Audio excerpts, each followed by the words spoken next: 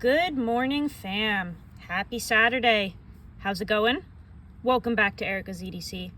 And today we are going to talk about knives, as always, but in particular this little guy here because we have a lot of questions about him, and I want to show you something new that I got, and we're going to talk about paper thin edges and edge stability. Let's get into it. This is going to be a fun one, guys, okay? Let me remove a couple things that we are not discussing right now. We're going to bring these two into frame. Okay, let's address the issue, the point of conflict the past few days. This is my Mike Morin single jack in CPM 154 steel, the one that I chipped the other day, and I made a video about it, kindly and gently discussing the chip at the front, which the camera is having a hard time picking up.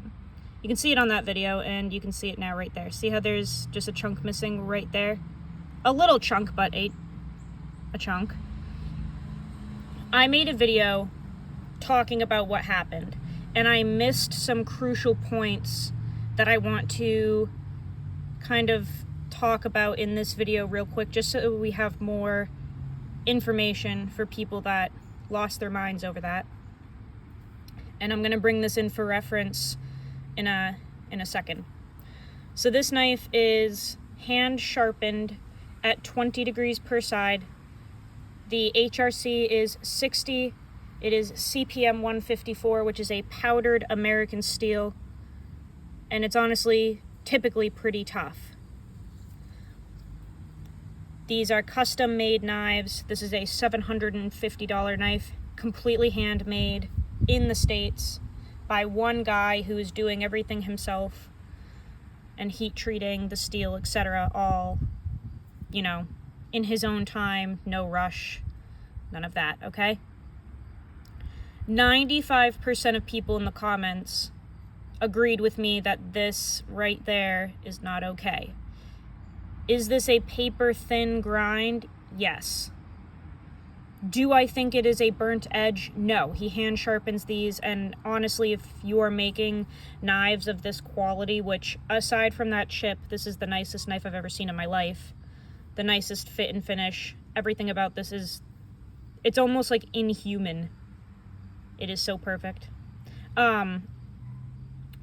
I don't think that this is acceptable and this is okay. And I don't think that it was a burnt edge.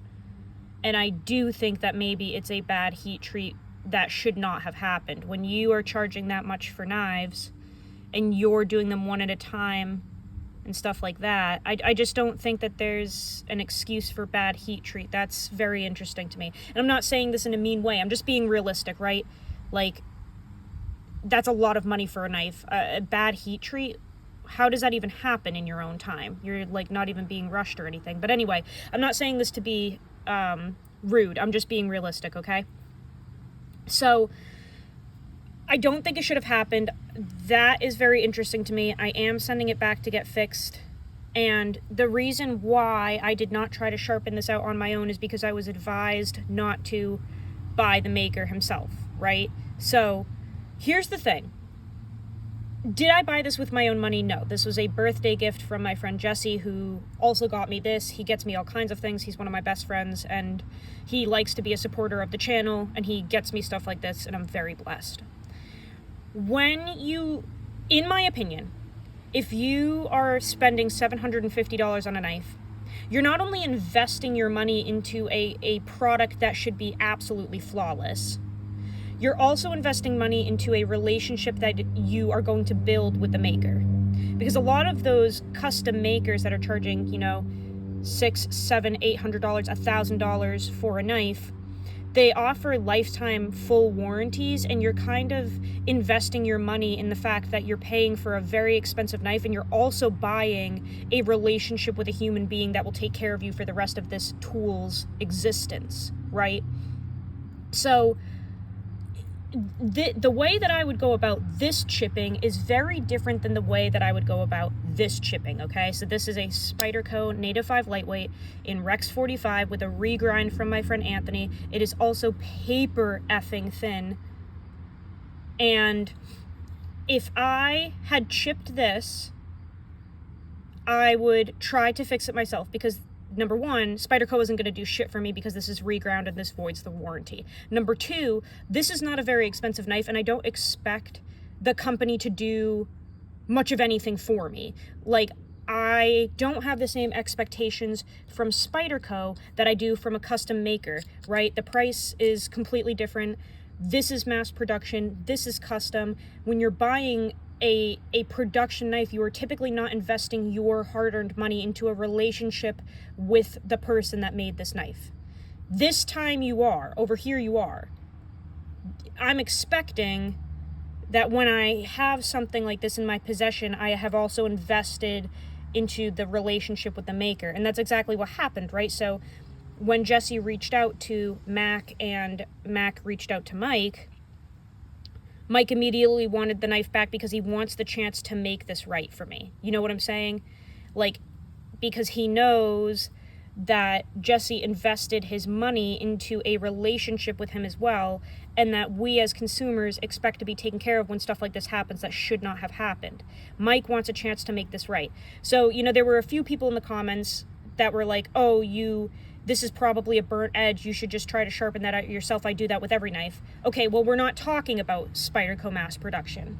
We're not talking about like a GEC that, comes with either no edge or sometimes burnt edges. We're not talking about the same realm of knives here. This is a very expensive piece that you need to handle completely differently than a production style knife.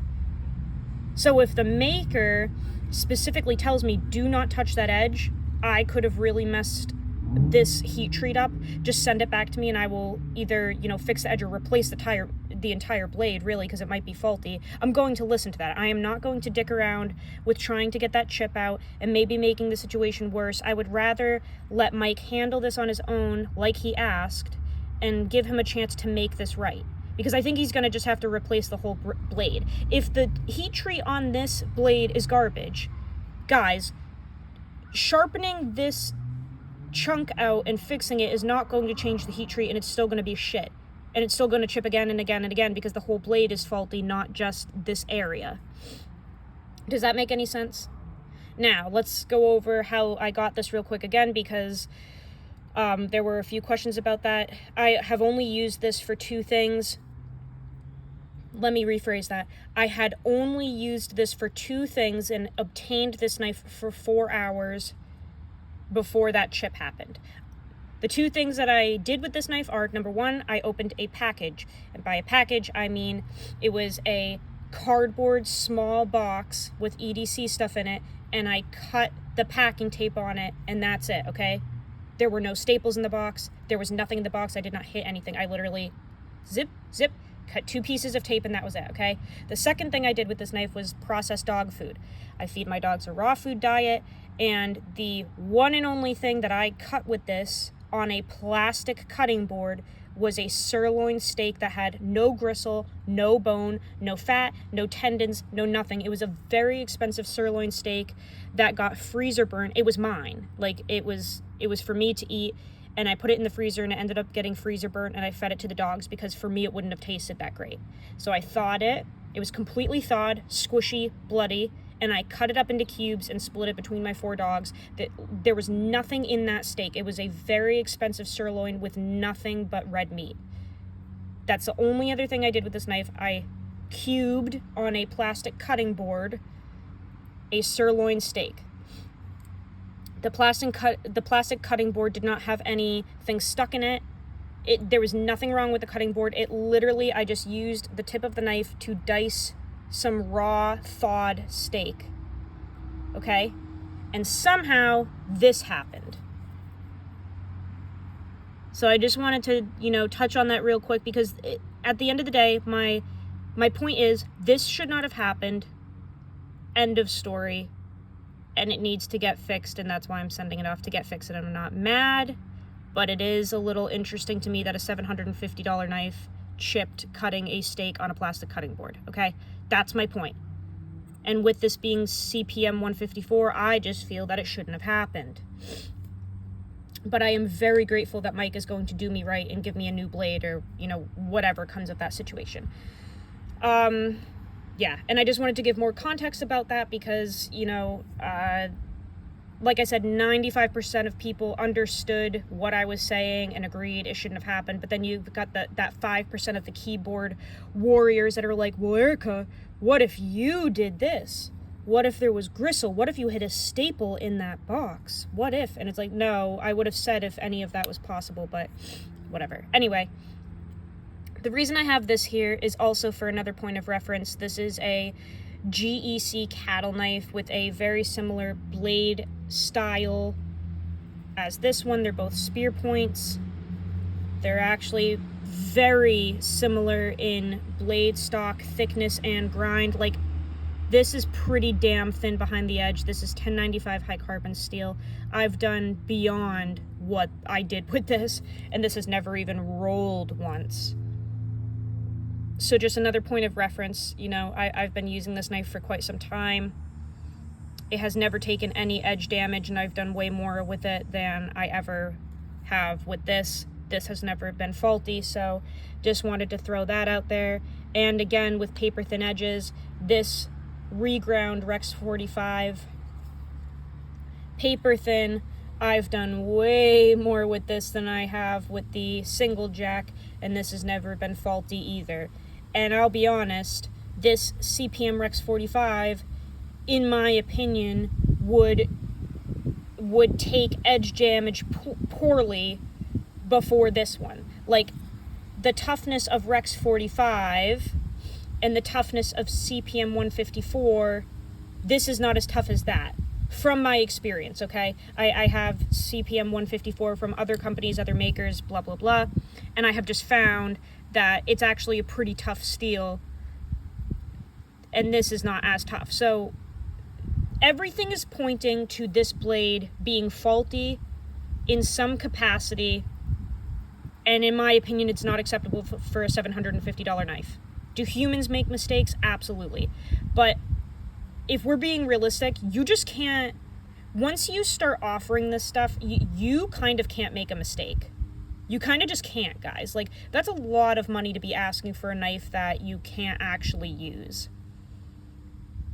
And, like, yeah, I guess mistakes do happen, but it's kind of just one of those things with, like, yeah, humans make mistakes, but they really actually shouldn't happen with this type of thing, okay? And if your heat treat protocol could be faulty, you definitely shouldn't be grinding knives this thin. And like I said, I'm not trying to be mean, I'm not throwing shade, I'm not trying to be disrespectful. It's just one of those things where it's like, okay, where do we make some realistic boundaries and be like, yeah, I would expect this to maybe have a flaw once in a while. This, no. This is just like a no for me. That should be perfect. End of story. You know what I'm saying? Because even with my Chris Reeve knives, they're so expensive, there just should not be any issues. End of story. And if there are, I'm going to talk about it because it's just not acceptable. I expect something like that to happen with this type of deal, or Benchmade. So anyway, that's kind of some info about that whole ordeal. When you buy a custom knife, you're investing in a relationship with a person as well, and you should always reach out to them first and see what they think about it, and if they want to make it right first. Don't take it into your own hands. Start dicking around with it, because then you might void the warranty, and you should allow the maker to try and make things right before you even start to fiddle with it. That's my opinion on that whole thing, okay? So, for the couple of people that were like, you need to sharpen that out yourself, it's probably a burnt edge. It's not even a burnt edge, because he does everything by hand, and it's not, forget it.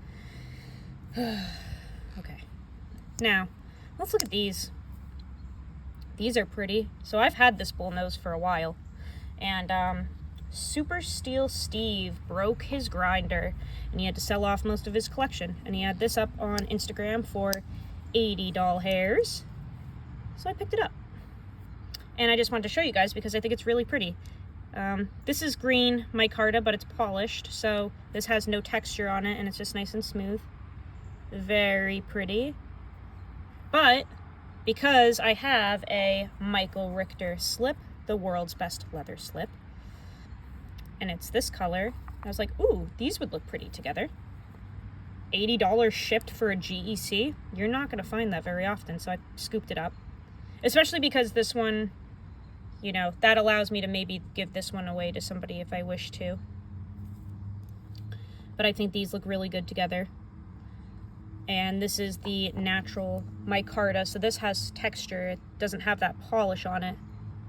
Granted, it has a patina from Steve because he uses his shit, but look at this. Absolutely gorgeous. I did not take this to Teenertown. He sent it like this, but I will, you know, bring your mom for another ride to Teenertown, obviously, as time goes on. And this clearly has his edge on it. But I just wanted to show that to you guys because it's a new kiddo in the collection and I think it's just gorgeous. I love these bullnose models. These are knives that you could absolutely carry as like a main blade, a one and done, and it will do everything for you. Like, this doesn't have to be a backup secondary blade. This can absolutely be your main blade. That lockup is solid on this thing, on both of them. The bullnose, they are snappy. So you don't have to worry about this closing on your fingers or anything. You could absolutely EDC one of these and not worry about it closing on your fingers. Really beautiful knife. And I just think this looks great. And the cool thing is I can use this slip for both of these because it actually has the green thread that was supposed to match this one. So I can put either one in there. But obviously, Michael Richter slip for everything. Go hit him up. I will link him down in the description below. He makes the world's best leather slips, and we want him doing full-time leather work by the end of the year, and we are the ones that are going to get him there. So please hit him up on his Instagram DMs to place an order. I will put his YouTube channel down in the description below. But yeah, that's some stuff for today, guys. If you have any other questions about this whole ordeal, please put them down in the comments. I'm trying to keep this as open as possible and more of a discussion point as opposed to, you know, like a conflict or talking poorly about this maker, because this is the most beautiful knife I've ever seen. You know? This is absolutely flawless. Like I said in the original overview of it, I don't even know how somebody makes something like this. You can't even see like anything on this back spring. It just looks like one piece, and this is all like milled out in here. I don't know if I'm going to be able to catch it, but it's like milled out in here, and everything is just the attention to detail and the time that goes into making something this flawless. It's really impressive. So I want to give Mike a chance to make this blade right, because other than that, this is the most beautiful thing I've ever seen in my life, you know? And I'm not talking poorly about this maker at all. This shouldn't have happened. But let's see what he does to correct it, right? And then he can use this as information to further better his skill and his product. That's all this is just like, hey, that shouldn't have happened. What can we do to improve it so it doesn't happen again, right? So that people can actually use their knives. Because although a lot of people with his knives don't use them, they're collector's pieces, I actually do. This being so thin and slicey made me want to use it even more, because this is like a crazy slicer, and it's actually a very well-performing knife in terms of geometry and the blade shape and everything. Like, I love spear point blades. I love how this was ground. I love the design and the polished swedge. Like, everything about this makes me want to use it and not just let it sit in a drawer to stare at. So I want to actually be able to use this piece, you know? And I actually really like CPM 154. It's way better than 154 CM. They get mixed up a lot. But this one is superior in my opinion, and when it's done right, it's actually a decent steel. You know, I'm not like the biggest fan of powdered steels.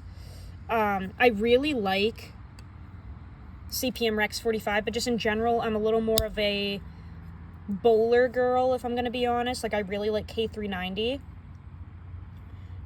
And I think out of all of the kind of high-end steels, K390 is the most stable and one of the best. But you guys know I love CPM steels. I love Crucible steels. I love Rex 45. I love CPM 154. Just when it's stable, when it's done right, I think it's actually a very good steel to use. So, this video is getting long. I gotta get out of here. Also, spoiler alert. I need to put this down nice and gentle. I'm gonna make a video because we now have a Benchmade mini bug out in pink. And don't worry, it's not mine. I bought it for Nikki. But I want to make a video on it and just talk about it a little bit because I made a video when I was in the campers about the pink bug outs, and I was just like, you know, poking fun at that whole thing. And now we have one, and I'm going to make a video about that because I think it's hilarious. I was literally like gagging and cringing putting it into the cart to buy for her.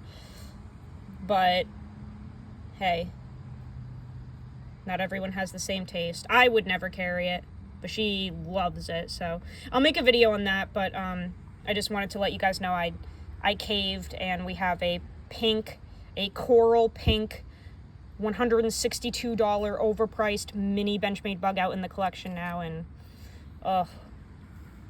you gotta do what you gotta do, right? Not everything can be Erica's planet. Sometimes it has to be other people's planets. I'll see you guys on the next video. Let me know down in the comments if you have any questions, comments, concerns, or mother's numbers to hand over to me. I'm always collecting those. I will see you guys on the next video. Go use your shit. Learn how to sharpen your knives, and I will see you so soon. I love you very, very much. Take care.